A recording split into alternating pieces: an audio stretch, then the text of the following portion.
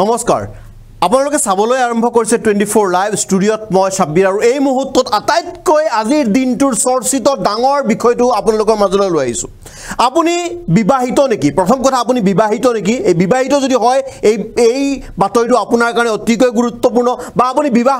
পাহত আবদ্ধ হ'ব বিচাৰিছে নেকি আপুনি বিবাহ কৰিব বিচাৰিছে নেকি এই বছৰ আপুনি বিবাহ পাহত আবদ্ধ হ'ব বিচাৰিছে তথাপিও আপোনাৰ বাবে এই বাতৰিটো অত্যন্ত প্ৰয়োজনীয় বা আপোনাৰ পৰিয়ালৰ আপোনাৰ বন্ধুবৰ্গৰ কোনোবা বিবাহিত বা বিবাহ পাহত আবদ্ধ হ'ব বিচাৰিছে যদি আপুনি এই বাতৰিটো তেখেতৰ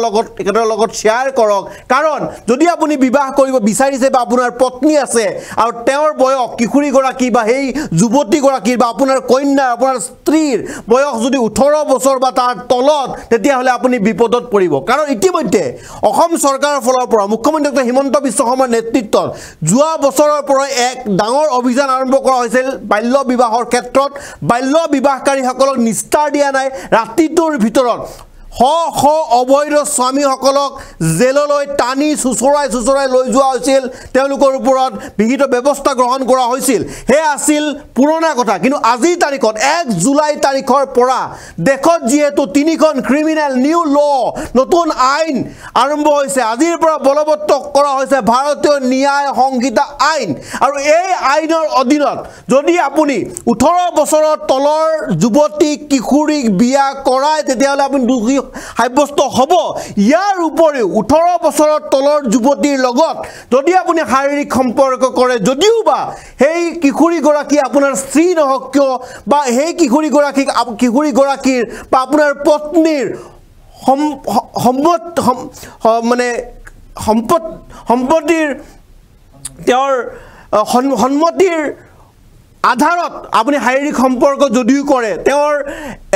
একসেপ্টেন্স তেওঁ যদি শাৰীৰিক সম্বন্ধ কৰিবলৈ ৰাজি আছে আপোনাৰ লগত সহযোগ কৰিছে সন্মতি প্ৰকাশ কৰিছে তথাপিও আপুনি জেলত যাব লাগিব নট অনলি জেল আপোনাক ৰেপ বা ধৰ্ষণৰ দৰে গুৰুতৰ অভিযুক্তত আপোনাক অভিযুক্ত কৰা হ'ব কাৰণ দেশত আহি পৰিছে এখন নতুন আইন আৰু এই আইনত পূৰ্বতকৈ কঠোৰ শাস্তি পাব বাল্য বিবাহকাৰীসকলে লগতে বাল্য 18 বছৰ তলৰ যুৱতী কিশোৰী সকলক শাৰীৰিকভাৱে সম্পৰ্ক কৰিছে যদিও বা সেই কিশোৰী গৰাকীৰ সন্মতি আছে এই শাৰীৰিক সম্পৰ্কত হয় বিস্তাৰিত লৈ আহিছে এই বাতৰি বিশেষ বাতৰি আপোনালোকৰ মাজলৈ চাওক গ্ৰাফিক্স প্লেট আজিৰ পৰা দেশত আহি গ'ল নতুন নিয়ম আহি গ'ল আজিৰ পৰা বাল্য বিবাহকাৰীৰ বাবে আহি গ'ল নতুন নিয়ম আহি পৰিছে বাল্য বিবাহকাৰীসকলৰ বাবে যিসকল বাল্য বিবাহ কৰিছে বা কৰিব আইন ভংগ কৰিলে হ'ব কঠোৰ শাস্তি কঠোৰ বা কঠোৰতম বুলি ক'লে ভুল নহ'ব পূৰ্বতকৈ কঠোৰ হ'ব এই শাস্তি বাল্য বিবাহকাৰীয়ে পাব কঠোৰ শাস্তি 18 বছৰৰ তলৰ কিশোৰীৰ লগত বিবাহ কৰাব নোৱাৰিব 18 বছৰ তলত কিশোৰীৰ লগত বিবাহ কৰাব নোৱাৰিব 18 বছৰ তলৰ কিশোৰীৰ লগত শাৰীৰিক সম্পৰ্ক কৰিলেও অপৰাধ বুলি গণ্য কৰা হ'ব আৰু 18 বছৰ কিশোৰীৰ লগত কিশোৰীৰ অনুমতি সাপেক্ষেও শাৰীৰিক সম্পৰ্ক কৰিলে ধৰ্ষণ বুলি গণ্য কৰা হ'ব ৰেপ বুলি গণ্য কৰা হ'ব এই মুহূৰ্তত এক ডাঙৰ খবৰ বাল্য বিবাহকাৰীসকলৰ বাবে এক ডাঙৰ খবৰ নতুন নিয়ম আহি পৰিছে মুখ্যমন্ত্ৰী ডক্টৰ হিমন্ত বিশ্ব শৰ্মাই কিছু সময়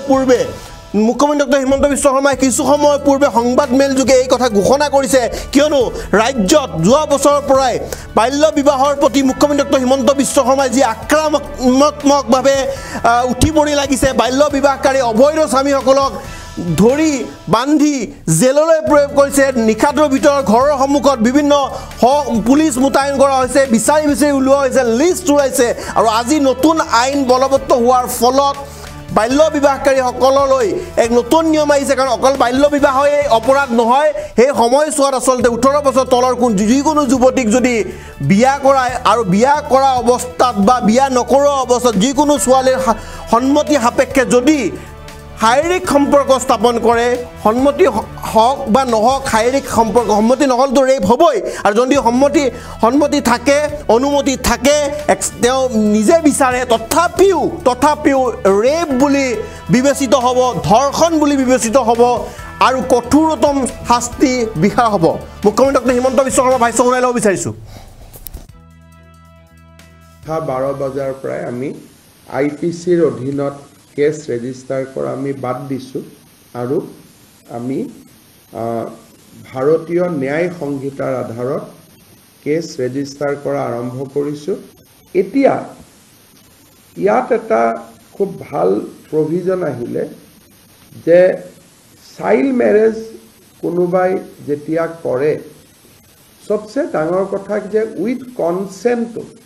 18 বছৰৰ তলৰ ছোৱালীৰ লগত সেক্সুৱেল ইন্টাৰকোৰ্স কোনেও কৰিব নোৱাৰে the minimum age for sexual intercourse for with consent for married women has been raised from 15 years to 18 years. তাৰমানে এতিয়া 18 বছৰৰ তলৰ ছোৱালীক যদি কোনোবাই বিয়া কৰায় আৰু যদি তাত সন্তান থাকে তেতিয়ালে সেক্সুৱেল ইন্টাৰকোৰ্স ইজ প্ৰুফ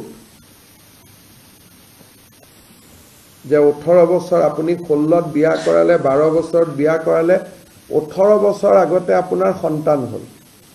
তাৰ মানে 18 বছৰৰ আগতে আপুনি আপোনাৰ পত্নী হলেও